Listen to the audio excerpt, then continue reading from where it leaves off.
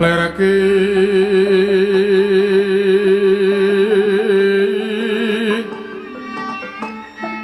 laci sireng tadi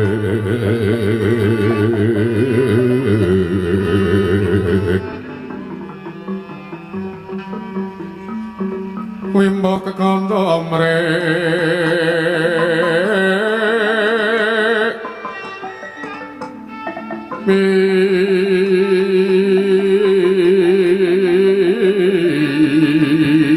pingeng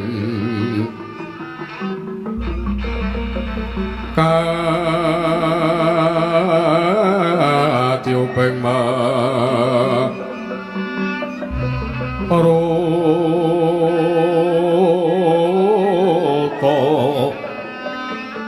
mandung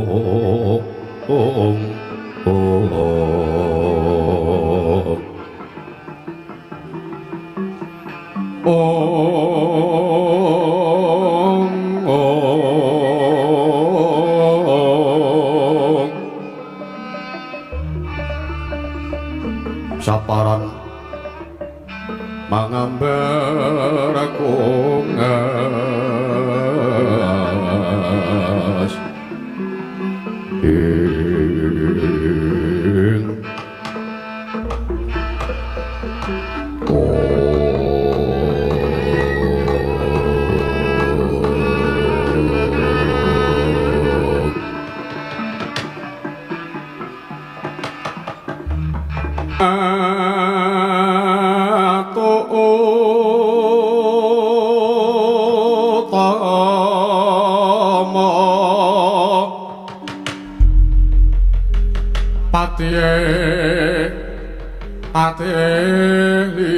linowe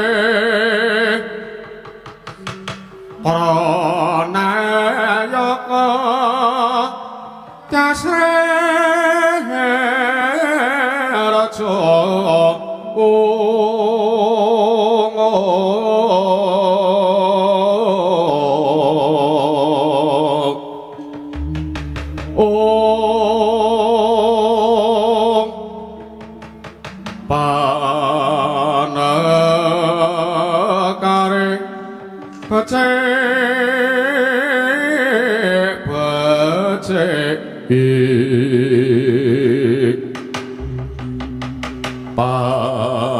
parandene tantati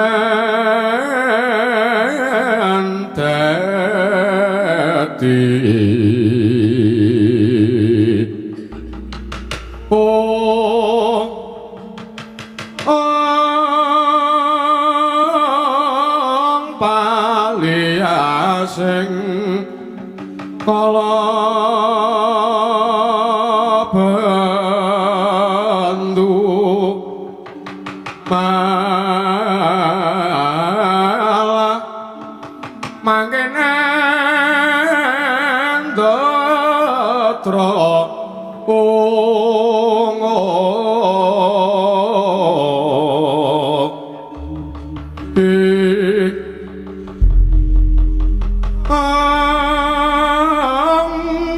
ora petoke haribati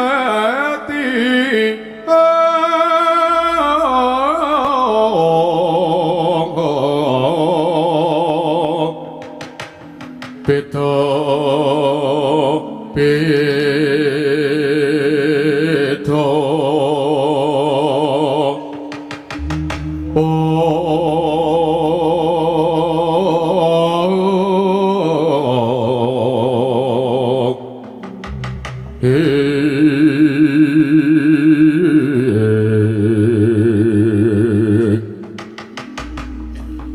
artane wong sak nagara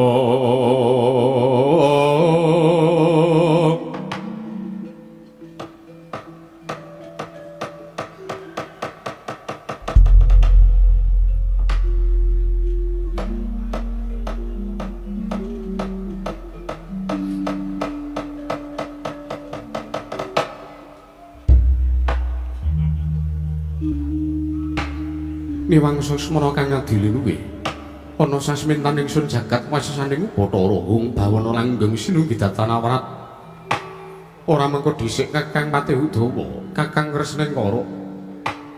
Ndadekake kaget pekenira ndak pijana ngarsaning manira Kakang Patih Udawa.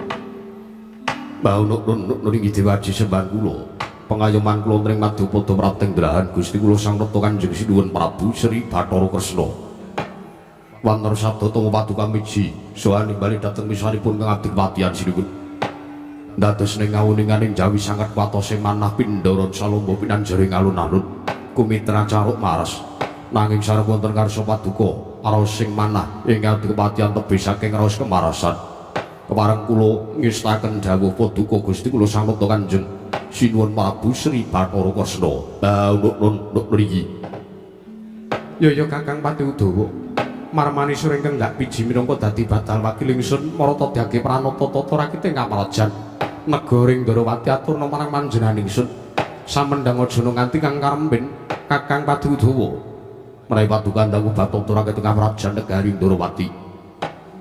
Tatentu sadetan badhe nguji wani. Para kawula sami sayuk seka kapti. Akarya luhuring nusa bangsa tuwin negari Ndarawati. Mandhapipun Watung Sangya Prabdi prajuritan ing boten kendhat nggenya tansah gegladen olah kridane kaprang. Pramila sawanci-wanci praja paduka katempuh ing marang muka boten badhe anggepok kuncanipun Gusti kula Sang Rata Sinuwun Prabu Sri Bathara Kresna. Ingkang Adipatian remuk kasawurna putung sumangga kapandhemna. Nuk inggih sinuwun.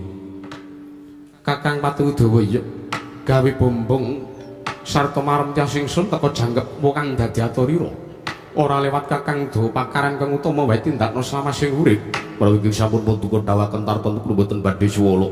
Namung boten kirang langkung kula aturaken sembah sungkem pangabekti kula kunjuk sandhaping pada paduka Gusti kula Sang Rata Sinuwun Prabu Sri Bathara Kresna sinuwun. Ya. Kakang Patih Udawa wis tak tampa. Ora pangestuning nata Ndarawati wae tampanana.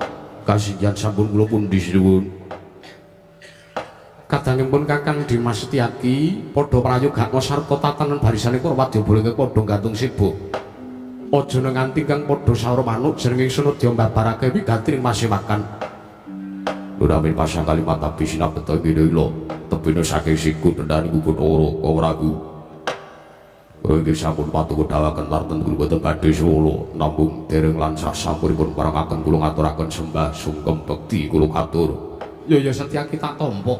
Pangestuning nata Ndarawati wae tampanana. Dodori sampun kula pundi. Prayogak monggonmu ngadhep sampun boten kirang seweja. Anak kula nang Samba Wisnu Brata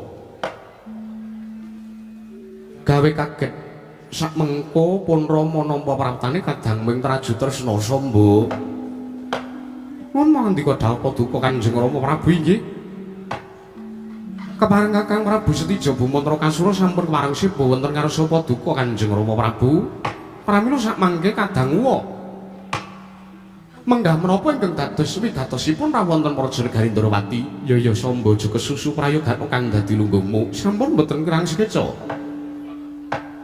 Setija Nara Kasurat majaku ing Traju Tresna, anakku wong Jentara. Anak Prabu. Saksuwan muning Praja Negara Ndarawati padha kinantenan karaharjan Setija Nara Kasura ya Bumantara. Nunami pasang kaliman tabi sinabeta ing ila-ila tebena saking siku dendane Bathara. Baunuk niki Rama Prabu. Pareng kula nampi timbalanipun paduka Kanjeng Rama Prabu ing Ndarawati. Sowan kula tebih saking Rubeda, nggih kula sowan wonten ngarsanipun pepunden Kuling Ndara. Kepareng kula ngaturaken sembah sungkem pangabekti kula kunjuk Rama Prabu Sri Bathara Kresna. Ya anakku Setija Bumantra Kasura. Pangestuning wong tuwa wae tampanana. Aturmu gawe bombong tiasing wong tuwa. Sampun sanget anggen kawula pundi Rama Prabu. Prayogakna lungguhmu Setija sampun boten kirang sekeca anggen kula sowan kabehantara. Kakang Prabu nggih Kakang Mas Nara Kasura kemarin kula aturaken sembah sungkem pangabekti kula kunjuk sarawuhipun Kakang Mas. Ya adikku bocah bagus. Samba Wisnu Brata Kusuma Kilatmaka wis tak tampa. Siap diatur bekti ngersani wong tuwa. Pangestunipun Kakang wae tampanana ya Di. Nok niki sampun sanget kula pundi. Mugi prayogakna lenggah paduka wonten Praja Negari Ndarawati Kakang Prabu Setija. Ya Yayi Samba. kaya ora kurang kepenak praptanipun kakang ngersanipun ngatuwamu ya Kanjeng Rama Prabu Indrawati Rama Prabu Sri Bathara Kresna Samba. Setijo kula timbalan. Aja kaduk ati kajeron panampa. Jeriki pasewakan ingkang ngambukani sarta ingkang mandekanipun Rama. Jering suniki nalindring Ndrawati. Mula kang saka iku pun Rama duweni wewenang kalamun tondangu marang apa kang dadi wigati sarta apa kang sejatine sira gayuh tekan janur gunung kadingaren maratamu wonten Praja Negara Ndrawati. Setijo kawula nuwun inggih. Cekaos kemawon anggen kula matur Kanjeng Rama. Ngemuti lampan ingkang sampun dumados wonten ing jagat raya lan lampan ingkang sampun kula sandhang sadhuwuripun kula gesang wonten Madupada madeg nalindra wonten Garing Traju Tresna. Bloko suta kemawon. Kula mriku namung mawas kawontenanipun para Pandhawa, utaminipun kadang kula. Ing paring gondani inggih menika pun Yayi Gatotkaca. Inggih pendak-pendak warsa, pendak-pendak medal, pendak-pendak wanci piyambakipun tansah pikantuk nugraha, saha tansah pikantuk bebingah saking para kadang utawi para pepundhen Pandhawa. Rama Prabu perkawis ingkang kados mekaten menika sampun maton taun kula ajab. Meng benjang napa kula menika saged ukup kanugrahaning dewa. Rama Prabu mugi dados ning kawuningan. Kula menika mboten kateges meri babar pisan mboten. Jernyatanipun meri menika watak ing angkara. Kula namung ugi kepengin pikantuk ngraosaken mboten ketang sekedhik. Mboten ketang kula namung pun menangaken ngicipi nanging kula pikantuk kanugrahan saking ngarsaning para dewa Kanjeng Rama. Mengko sikik Setijo kula tendhawuh. Kanugrahan apa ingkang tok gayuh sartane apa? Kang dadi dasare teka kowe ngrembug perkarane si Gatotkaca lan kananing Gatotkaca. Eneng apa? Nyuwun apunten Bloko Suta kemawon. Kula nampi pekabaran. Mbok bilih Paduka ugi sampun ngawuningani Jernata Paduka menika pujangganing para Pandhawa. Pandhawa kelan Paduka Kanjeng Rama menika ngibarat kereta jaran sakusiri. Pawarta binantu Karna Bineta mbok bakul sinambi ingkang sampun kabiyawu wonten ing Nuswa Jawi menika. Rikalan sakmangke para dewa, para Jawata badhe matendhaken kanugrahan ingkang awastapun Wahyu Senopati. Kamangka para Pandhawa sakmangke sampun samya maratelakaken lan sampun sami maptakaken bilih kadang kula iki Yayi Gatotkaca menika badhe pun wisuda minangka Senopati ning para Pandhawa. Kanjeng Rama, kula menika mboten ketang sekedhap kula kepengin ngraosaken gelaring Senopati. Dados Senopatinipun para Pandhawa awit mengeti lelampan duk nalika kula kepengin ngukup bumi Tunggarana sampun kawon kaliyan pun Gatotkaca. Menawa sakmenika ugi kula badhe kowe ngukup kanugrahan ingkang winasan Wahyu Senopati. Menapa ugi badhe kasembatan Gatotkaca ingkang ngukup Setijo mboten angsal bagian menapa-menapa. Kanjeng Rama tansah marang pamoring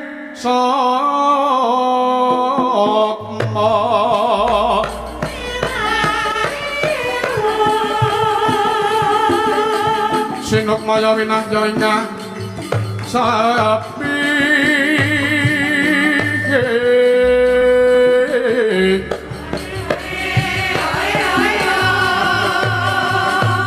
sine menteleng ing kalbu pambukaning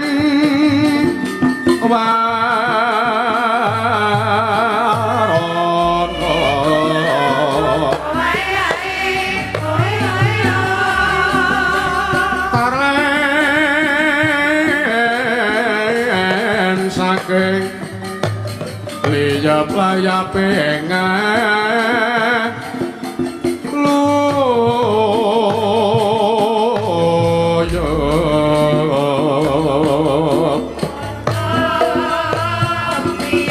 indo pecating sumpen mo sumbu supeng rasa jati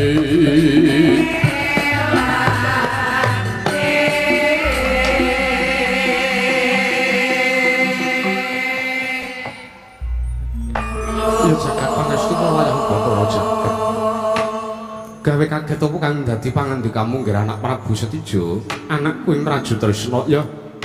Pun Rama wis bisa dungkap sarta wis bisa anggrahita apa kang sejatine mbok gayuh. sayekti sira mung kepengin gayuh kalungguhan Senopati kalebu kanugrahan Wahyu Senopati mangkono Setijo. Mestine mawon katen. Kula namung kepengin gandeng kula mriku ngecakaken pernatan hukum ingkang adil. Kula gesang mriku kula kepengin pikantuk kawontenan utawi kula pun kemonah kanthi adil ugi dening tiyang sepuh kula Kanjeng Rama. Ya. Pun Rama wis dungkap. Apa to kang dadi darunane merga pun Rama iki minangka jejere wong tuwa mesti wae bakal antuk wirang bebaran. Jernyatane Atmajaku duwe gegayuhan, lah kok aku minangka jejere wong tuwa babar pisan ora iso minangkani sarta ora bisa nggayuhke marang apa kang digayuh dening Atmajaku. Destun temen kaya ngapa aloking para kawula nanging mangkene ya Setijo. Sing jeneng kanugrahan mono ora bisa dijaluk kanthi srana peksa. Pun Rama bakal mbudidaya kepiye saranane munggo mengko sira bisa nggayuh kanugrahan kengaran Wahyu Senopati sarta derajat kalungguhan gelar Senopati sira ingkang nggayuh. Nanging kalamun titiwan cimengko pun Rama ora bisa nggayuhake ya sing gedhe pangapuramu. Jernyatane kanugrahan kuwi wis pinesti ing kodrat sapa ingkang bisa nggayuh ya mung gumantung marang apa kang dadi kersaning Gusti Ngaryala kaya dat kamurwahing dat. Ngono ya Setijo. Nyuwun pangapunten Kanjeng Rama. Piye? Menapa mboten badhe wonten kasil ingkang sakmangke keduga damel lega legawaning manahipun Kang Putra? Tegese piye? Sampun ngantos paduka mriku paring dawuh nek nganti ora kasembadan kula kedah nrimo. Nyuwun pangapunten. Nyuwun pangapunten. Kula mriku najanta Nalendra nanging kula ugi taksih nggadahi watak kogel-kogelan manah kula. Kula mriku jejering anak najanta kula Nalendra kula taksih kawengku dening tiyang sepuh kula inggih Punden kula Indrawati nggih paduka Kanjeng Rama. Kenging menapa to Kanjeng Rama? Sepisan kemawon kula mriku dereng tau tate nggayuh kanugrahan derajat kalungguhan Senopati kula dereng tau tate ngukup. Bumi Tunggarana ugi sampun pun rebut pun ngukup dening kadang kula pringgondani. Rikala rumiyin paduka Kanjeng Rama ugi namung mendel kemawon. Kamangka kula sampun matur kula kepengin nggayuh Bumi Tunggarana nanging wis semanten. Rikala sepono Gatotkaca ingkang kasembadan ngukup kikis Tunggarana. Nyuwun pangapunten. Kula sepisan kemawon dereng tau tate nampi pangudangipun tiyang sepuh kula Ndrawati. Menawi kula mriku dereng tau tate nampi pakudanganipun tiyang sepuh kula Ndrawati, kamangka paduka inggih namung setunggal-tunggalipun tiyang sepuh kula. Ginanipun menapa kula urip wonten Madyapada, ginanipun menapa kula dados Nalendra, madeg Nalendra wonten negari ing Trajutrisna. Mangke lampahan kula rumiyin babat-babat negari kula menika piyambak. Menapa kemawon kula lampahi piyambak, kula kepengin nentremaken praja kula lampahi piyambak. Nanging sepisan kemawon Kanjeng Rama. Kula menika nyugadahi gegayuhan sepisan kemawon dhateng tiyang sepuh kula inggih dhateng paduka. Sepisan kemawon kok dereng tau tate kasil menika. Nyuwun mapunten, nyuwun mapunten. Ingkang pikantuk wirang paduka piyambak kang minangka jejering Nalendra negari Indrawati. Mangkono Setijo. Banjur prasetyamu apa? Ing mengkone dimen pun Rama bisa saknalika nggayuhake apa kang dadi gegayuhanmu iku ya kanugrahan sarta kalungguhan Senopati. Nyuwun mapunten. Sampun kula tepi lan sampun dados prasepa ing manah kula. Setijo wonten mriki-mrika menawi ngantos wangsul saking negari Ndrawati kondur wangsul dhateng negari Trajutrisna kok kula mboten nganti kanugrahan Wahyu Senopati. Luwung kula leren anggen kula dados Nalendra Kanjeng Rama. Sikra-sikra yen Pramana kanca sikra ngragen nawang sesangga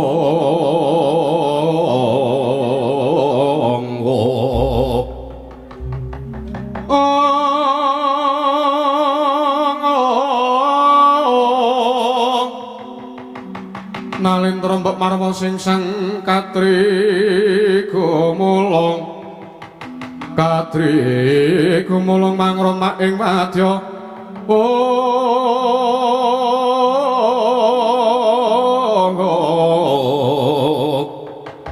Kurta kurare kiri nanggana magawe glari rawang-wang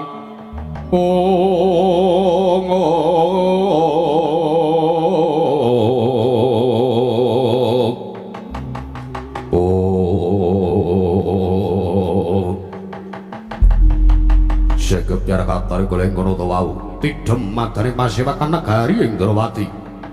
Nata Ndrawati midhanget aturipun kang putra Nalindring Traju Tresna Sang Prabu Stijo Bumanura Kasura dadi legak datan mobah datan musik nganti kaya pratima golek kencana. Kemandadosaken kanyut kang pinangka warju kanyut ujare wong ngaganten waju jare makeca inangon durung abang. Ngidwa durung manjing dasaring pertala kasaru gegering jaba pyak ngarsa tangkeping mrika pasiban bono amuk apa to kang dadi darunane. Menapa ta wujuding macan ingkang bedal saking keranggeng? Menapa ta wujuding gajah ingkang medhot saking wandilan? Kejawi amung maraptanipun utusan saking negari Ngamarta satring jangkar bumi Sang Raden Antareja. Ingkang repeh-repeh minggah wonten ing Datul Praja negari Ndrawati kari kaget kang sawiya mulat.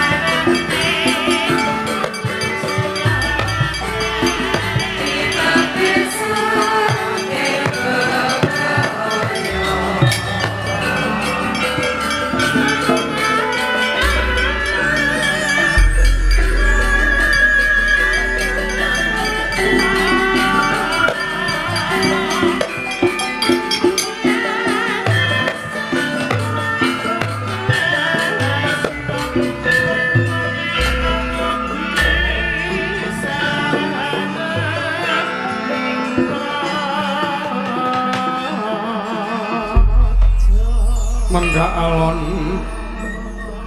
tata trap silanira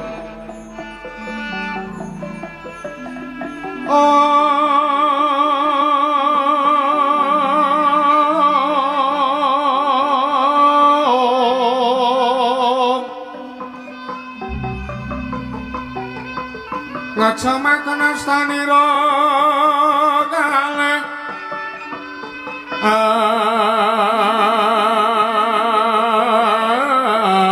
astanira kalih pisan yen ngandika magawe pranta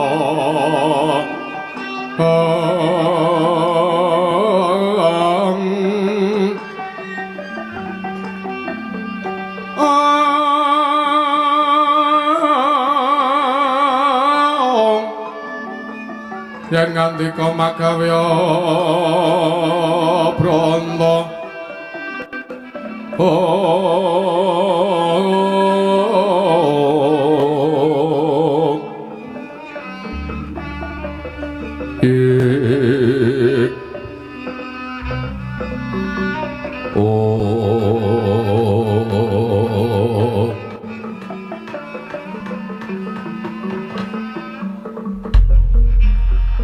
ya jagat pangestu ngrawayahku Bathara jagat durung para nanggonku sak pirembagan kelanat majaku ing Traju Tresna setijo kula paring kadhawuh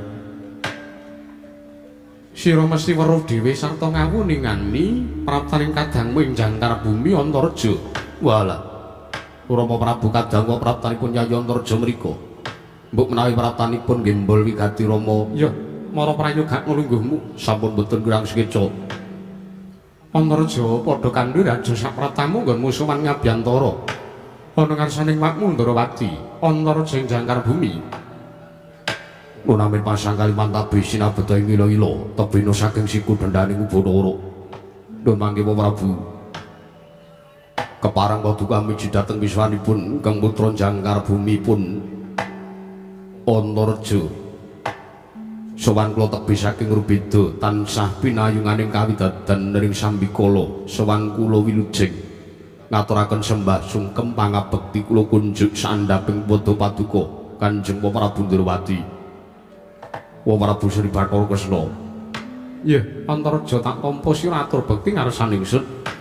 Pangestu ningsun wae tampana Antareja sampun sanget anggen kula pundi Prabu.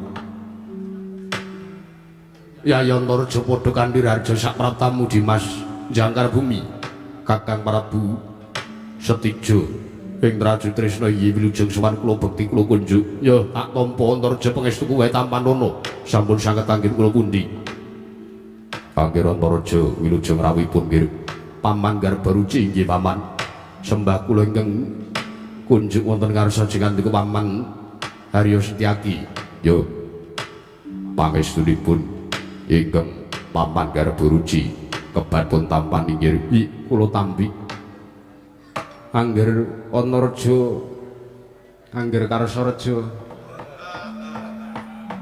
sakrawipun Angger Antareja ngaturaken kasugengan nggih. Wapate Udawa iki. Inggih. Ih, sowan kula wilujeng wa. Alah, wong nek teng cangkrukan mboten pindho kajenge kaceh. Nggih. Punani sajak sowanmu semune nggih mbol wigati. Ana perkara apa? Nyuwun mapunten, Bu. Sowan kula sepisan ngaturaken tebasiti Kanjeng Prabu ing Ndrawati. Iya, ora dadi ngopo. Ndungkap angka kalih sowan kula menika mboten saking pikajikan kula piyambak nanging sowan kula dapur dipun utus dening para Pandhawa Gatotkaca badhe pun wisuda pun tetepaken sinengkaken ngaluhur madeg senopati pramila sakmangke kasuwen anyekseni saha ngrumaja dhateng lekasipun para Pandhawa inggih padha Kanjeng Prabu Ndarawati kejawi saking Ndarawati jenyatanipun anduk sasmitaning Jawata titah ingkang keduga saged damel sarana lantaran tumedhaing Wahyu Senopati nggih namung padha Kanjeng Prabu Ndarawati. Prabu Jaja muntak lerek pinentap dukaya yasine pijaja bang mawinga wengi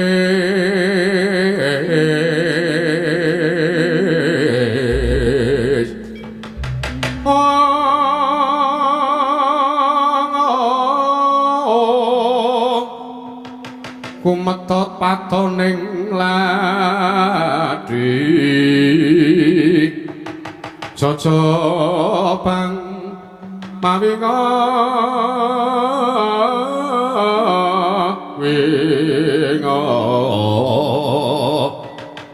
yen sinabeta marang sagedheng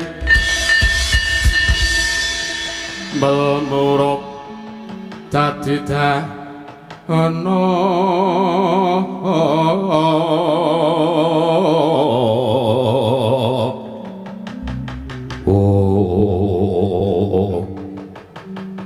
nyuwun mapunten Kanjeng Rama Prabu paripaksa kula majeng anggen kula sowan lenggah kula sowan kula mengkeraken dhateng Paduka ya setija ora dadi ngapa sajak ana atur ingkang bakal mbok pasrahake ngersane Kadang Mantarja nyuwun mapunten nyuwun kalodhangan wekdal tak paringi Antarja Antarja kadangku jangkar bumi Antarja kula wonten paring adawu menika Kakang Prabu Setija ya aja kaget aku ing mrepeke kelawan sira Siadi ing jangkar bumi mangerti yo ananipun Kakang Pratoning Prajanegara Ndrawati iki ora kejaba mung nyuwun marang ngersaning Kanjeng Rama Prabu ing Ndrawati supayane sakmengko gayake tumuruning kanugrahan Kengaran Wahyu Senopati ingkang bakal katampa dening kadangmu ya Yayi Gatotkaca. Waduh, malah menawi ngaten. Sami kemawon sowan kula menika mboten wonten ginanipun. Lire piye Siadi matur kula. Awit mboten kinten babar pisan kadang kula Traju Trisna Kakang Prabu Setija. Sakmangke sampun ngawuningani saha pirsa kawontenanipun para Pandhawa. Katitik panjenengan ingkang badhe mbelani saha ngrumaja dhateng kasimun kadang kula pun Yayi Gatotkaca. Sing kandha sapa? Sapa ingkang biyawarake yen to sakmengko Setija bakal sakbiyantu marang lekasih para Pandhawa? Sapa sing biyawarake yen to Setija bakal sakbiyantu marang gegayuhan antep tekate Gatotkaca? Ora, Antarja wonten timbalan. Nek pancen sekadangmu sing aran Gatotkaca kuwi satriya, mara kon tekan kene. Tak weruh jogete, tak weruh sepira gagahe, tak weruh sepira kadigdayane. Yen to pancen kedua pengin ngukup kanugrahan Wahyu Senopati mung suwe Setija nalindring Traju Trisna teges kang dadi pitukon ya mung nyawane nalindring Traju Trisna.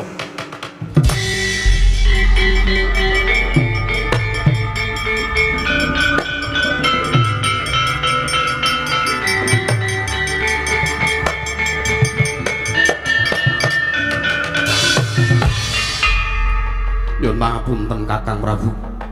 Sekawit sowan kula menika kanthi becik-becik. Sowan kula wonten mriki menika kanthi rembak ingkang aris. Lan sakmangke kula mboten badhe ambibiti perkawis dhateng sinten kemawon. Jernyoto panjenengan menika kadang kula sepuh pramila pantesipun kula ngajeni dhateng panjenengan. Nanging wis ngerti loreke kaya ngono banjur gunane apa aku ngajeni? Walah. Ya tak korbanake derajat pangkat kalungguhan kasatriyanku tetel mbok ya wis wis. Nyatane iki tak gunake kanggo nglabuhi kadangku Gatotkaca. Walah. Sapa wae ingkang dadi palanggonku arep mboyong marang Prabu Ndrawati. Rawe-rawe rantas malang-malang bakal tak putung. Crigis kowe Antarja. Ya, ning kene iki kowe ngetokke yen to kowe iki wis pantes sartane ning kene ngetokke. Yen to kowe nglabuhi lahir batin kadangmu sing jeneng Gatotkaca ayo. Dudu ning kene papan neter kadigdayan. Larak metu njaba kaya apa aku sing tekaning mati. Ayo tak kanthi ning alun-alun negara Ndrawati Kakang Prabu.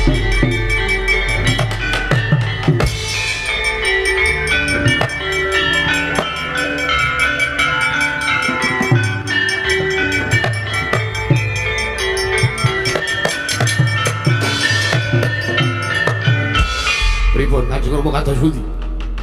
Menawi panjenengan sampun ngawuningani kawontening kados mekaten menika kula napa panjenengan badhe tetep nglabuhi dhateng kadang kula pun Gatotkaca. Kula menika namung kepengin pikantuk kanugrahan, pikantuk kekudanganipun tiyang sepuh. Menawi panjenengan boten saged-saged kaliyan kula, menawi panjenengan boten saged momong dhateng jiwa raga kula. Sak boten-botenipun menawi anake niku duweni gegayuhan. Sak boten-botene nek panjenengan menika nglabuhi sak boten-botene ngewangi nggayuhke syukur kepara. Maringi sarta minangkane apa kang dadi gayuhane Atmajan. Walah Kanjeng Rama, Kanjeng Rama. Panjenengan menika kula wastani nuwun sewu, nalindra ingkang boten saged ginakaken empan saha papanipun. Panjenengan mriku nggih bener-bener tanggung jawab tumraping para Pandhawa ning karo kula wargane dhewe. Majane dhewe arep golek apa-apa, arep golek kamuktan direwangi teng blasak dhewe. Wong tuwane ming meneng wae cara kula mundur anggen kula dados nalendra Kanjeng Rama.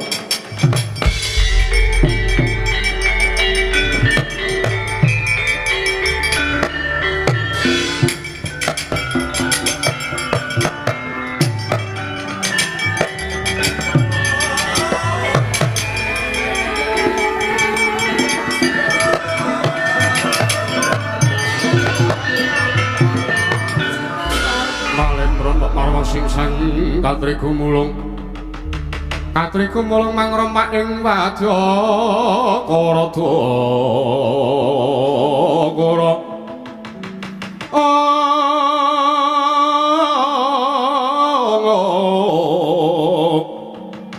Karadagara rek kagiri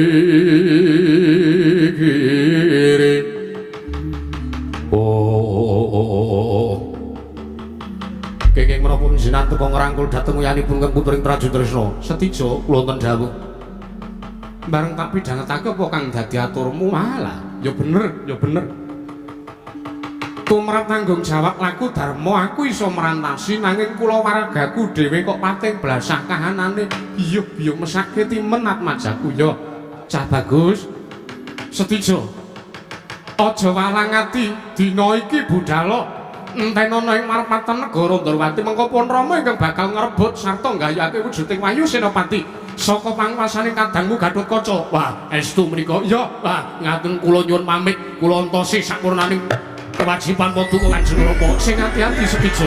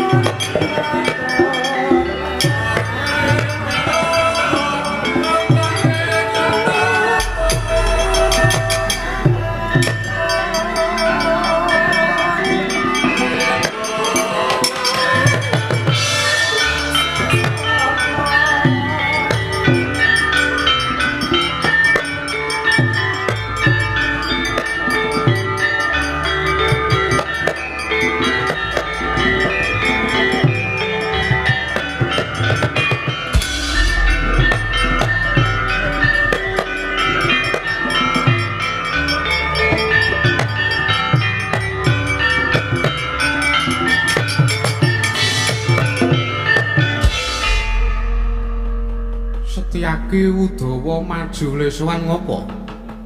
Nyuwun pamunten. Piye? Wonten atur ing kedah kula kunjaken wonten ngarsa padukan Joko Prabu. Kowe arep matur apa? Koko Prabu. Kula mriku dados nayaka Senopati wonten negari Ndrawati merga boten namung kepingi sore, namung sampun 4 taun-taun. Sampun 4 taun-taun kula mriku nderekaken dhumateng panjenengan. Jagat mriku sami kondhakaken bilih nata Ndrawati Prabu Sri Bathara Kresna mriku titih Sang Hyang Bathara Wisnu. Ya katitisan diwaning katentreman.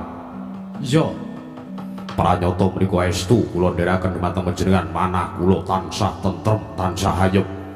Nanging kenging menapa? Lah kok beda karo padatan? lho. Tegese beda karo padatan. Piye? Mesti ki wala panjenengan mriku paring katentreman dhateng para kadang Pandhawa. Katitik panjenengan kasuwun nglabuhi sarta nyekseni lekasipun Angger Gatotkaca ing malah kok belani karo putrane dhewe. Lho nunggu sik. Setyaki, Mboten dawuh. kowe iki keneng apa? Nek omong ki digenahke sik, nek arep omong ki dipikir sik. Sampeyan ki jane arep ngopo? Arep ora trima apa arep kepiye? Bloko suto kemawon kula boten narimaken lekas panjenengan anggenipun belani dhateng pun Angger Setijo. Lho. Tantrimamu kepiye? Panjenengan mriku Nalendra gadhahi tanggung jawab Pandhawa karo Kresna kreta jaran sakusire. Yen to jarane tanpa dikusiri, kreta ora dikusiri dening panjenengan. Lajeng kados pundi kawontenipun Gatotkaca? Angger Gatotkaca ingkang sakmangke badhe gayuh kanugrahan menapa badhe cabaraning kawontenan. Nggih, estu menika sinuwun. Kula menika taksih ngeman dumateng Paduka Gusti kula Ndrawati. Panjenengan menika Nalendra gadhahi tanggung jawab nglabuhi dhateng pun para Pandhawa. Nawi ngantos tanggung jawab menika pun cati tetel kawibawaning Nalendra Ndrawati. Ora sing diaturke Kakang Udawa. Banjur karepmu kowe ora arep nrimake yen aku mbelani Setija ngono? Nggih, mesti kemawon ngaten. Yen Siyadi ora nrimake, terus apa sing mbok gayuh? Kula namung kepengin panjenengan sampun ngantos ngayomi dhateng pun Setija. Dasarmu apa?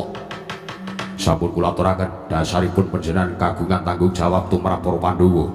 Tanggung jawab tumrap para Pandhawa kuwi kapan titiwancine aku kudu duweni nglakoni tanggung jawab nyaur apa kang dadi kewajibanku ngresani para Pandhawa. Sak wanci-wanci kedah pun tindakaken. Ora ngono. Ah ngono wae, kula ngoten kok.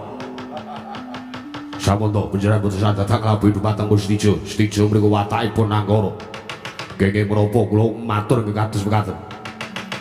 Kula mangertosi, kula midhanget piyambak Setija ingkang nantang dhateng pun Anggerantarja. Mriku sampun sanes pambeganing Nalendra. Oh alah ya tak ngerteni apa sing dadi karepmu. Kowe njaluk aku kudu ngrumajangi Gatotkaca ngono. Iya. Tak pinanggani. Ah, ngaten. Senengane kok. Tiwas kula wis arep ngejokke surat kekancingan kula undur diri.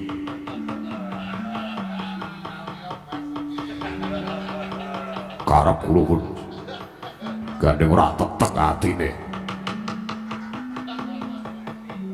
Lah rak ngaten menika napa estu sinuwun Kakang Udawa mestine ngono ning Setyaki. Mboten jauh. Ana syarate anggonku bakal nuruti apa kang dadi panjalukmu. Aku kudu nglabuhi Gatotkaca ana syarate. Syaratipun kula gedang mas seprangkul nuwun. Gek gedange sapa semono gedene? Nang pasar kuwi aneke ya ming setundun ora ngasih seprangkul gedene kok. Ana syarate teges aku duwe kekudangan. Bakal tak labuhi, bakal tak gayuhake Gatotkaca Wahyu Senopati lamun taat majaku Traju Trisna ingkang gayuh luwih dhisik. Lah, kula metu tenan saking Ndrawati.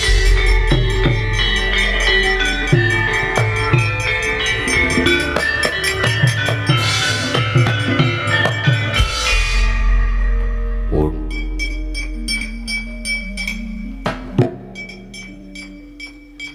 Iki Jamang Kasenopaten kula balekke kalih niki.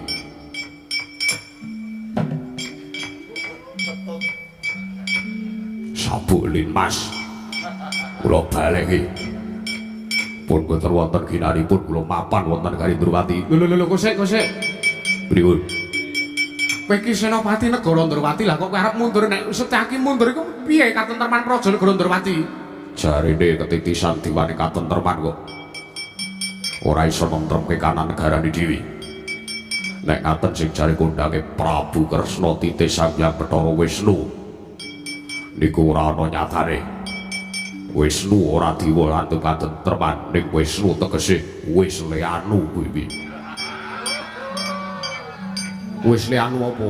Anu ki lho, katentreman ki lho. Wis kapake, wis didum katentremane ngono lho. Ora wae kok ora. Wis anu pun. Mboten mawon. Tak nyuwun pamit. Lho kok saiki urung rampung pasewakan. Nek kowe mundur dhisik, kowe lunga dhisik, mengko sapa sing mbubarke pasewakan? Napa ora ana wong liya kejaba Setyaki? Napa ora ana wong liya kejaba Setyaki? Udawa ya isih enek, anggere sapa tesih lenggah. Apa kudu kula mun senes nayaka praja negara Ndrawati. Ning kowe ra isih kawula negara Ndrawati to? Tesih. Kawula karo Nalendra kuwi wajibe yen didhawuhi aja ngasih semaya. Kowe kok semaya, kowe tak dawuhi bubarke Pasewakan kok wegah malah Jaya Endra karepmu kepiye? Apa kowe ora wedi nampa walating dewa? Alah. Kualat ora paten. Dasar kula bener. Dasarmu apa? Kula lunga, kula mundur saking Kasenopaten. Mriku awit kula sampun boten ngraosaken katentreman dherekaken panjenengan. Wiwit kapan? Wiwit kula wau panjenengan bilani kaliyan pun Setijo Bumantara Kasura. Ora tak takon Setijo kuwi sapa? Putra panjenengan. Anakku. Kowe iki penere kadangku nom. Sing kandha sapa? Lho, aku kasunyatane ngono. Kadang nom kuwi rak mergo tinemu sepuh panjenengan. Tiang sepuh kula kali panjenengan mriku nak dulur ning sakniki sori. Kula sampun senes Nayaka Praja Negara Durwati. Pun nyuwun pamit. Assalamualaikum. Setyaki. Yun. Kowe iki tak dawuhi mbubarke Pasewakan. Udawa isih enek pun monggo suwagake. Pamundutan lagu pun kathah. Udawa wonten dawuh. Bubarno kang padha sebo ingsun kondur ngedaton nyun mapunten kula kok ngrumajangi kalian pun angger anu Yayi Mas Setyaki nggih.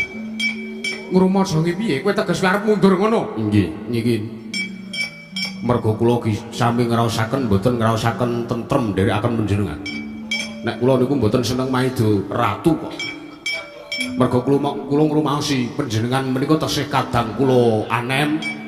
Pramila menawi kula badhe nyuwun pamit mundur saking kepatihan inggih kedah kanthi serana ingkang hormat ngaten. Ya, teges kowe isih ngajeni kan panjenengan ingsun tasih. Nek isih ngajeni teges kowe bakal nyendikane apa kang dadi dawuhku. Mas iki ngaten. Mergo kowe kuwi isih kalebu Nayaka. Kawula. Oh iya kawula. Nggih, pun senes Nayaka. Kula aja masrahke sabuk linmas kula mboten duwe kok. Terus karepmu piye? kula nyuwun pamit. Mang bubarke dhewe. Lho kowe iki tak dawuhi bubarke Pasewakan. Oh, iso bubar dhewe-dhewe yo sikil dhewe-dhewe kok ora. Senengane kok ngel-ngelke wong tuwa ora. Kakang Udawa, pripun? Ora salah ku dodok kaya aku mau lu gembelingan ngono kae mau. Oke. Mangsane apa? Ora orang ngadeg kuwi. Patih kok ora wibawa. Mundur saka Kasenopaten, Dompet kula katut sabuk. Monggo enten KTP-ne kali enten rajae. teges kowe urung dikeparengake mundur saka Kasenopaten. Sampun. Nyoba punten. Kula mriku sejati namung kepengin nodi dateng panjenengan mriku kinten-kinten napa taksih nggadahi pambegan Nalendra kang bawalaksana menapa mboten. Tegese Kula badhe mundur saking Kasenopaten mriku pengin mangertosi panjenengan tesih nggadahi labu-labet tumrap negari napa mboten. Ning nyatanipun sareng kula titik panjenengan kaya-kaya wis ora duweni watak satriya utawa ora duweni watak Nalendra kang bawalaksana. Pramila kula pesthekaken Kang Prabu nyuwun pamunten. Kula mundur saking pangkat Kasenopaten. Kula namung kawula limrah wonten Praja Negari Durwati. Kula mboten badhe swita dhateng panjenengan malih. Nyatane Kresna tanpa Setyaki isa urip.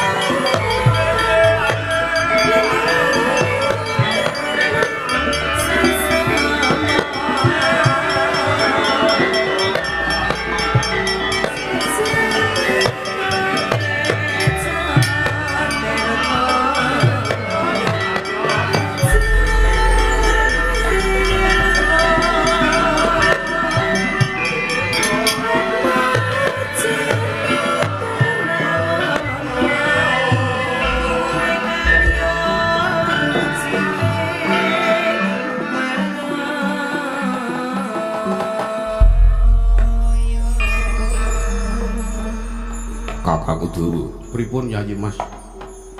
Jane aku urung arep metu. Wah, lah kok pun medal niku pripun?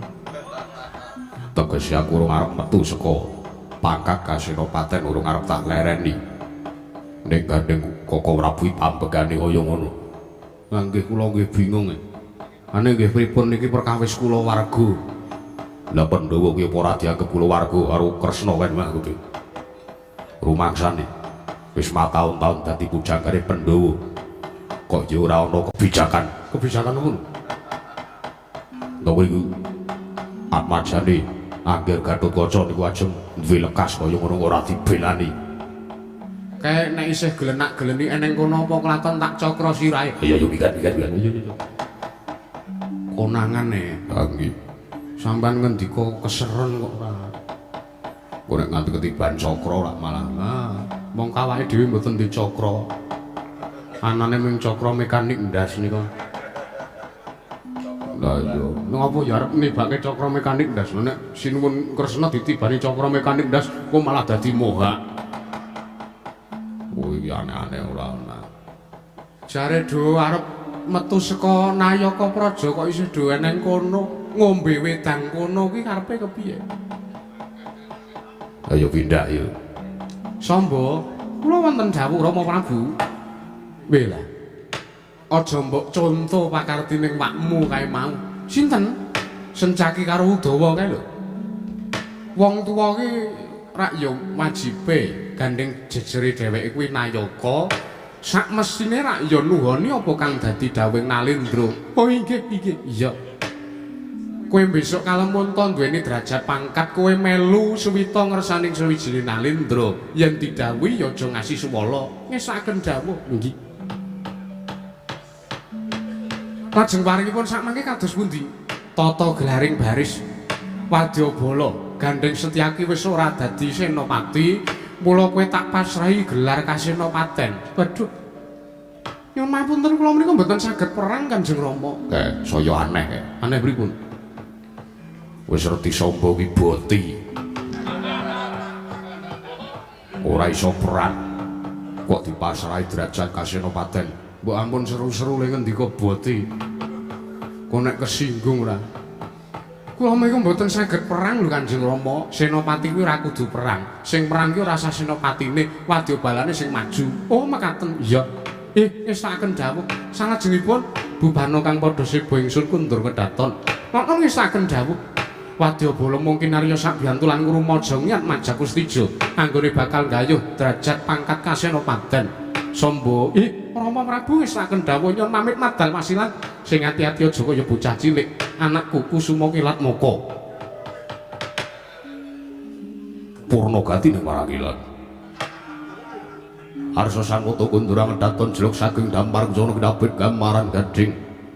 Kadheraken sanjane peromban yanti manggung tanggung Jaka paloro-loro. Ingkang samya ngampil pacaring Prabu. Kawis saking mandra tindak nyosang Sri Naranata lampun katinon Yaya Jawata kairing Widodara Widodari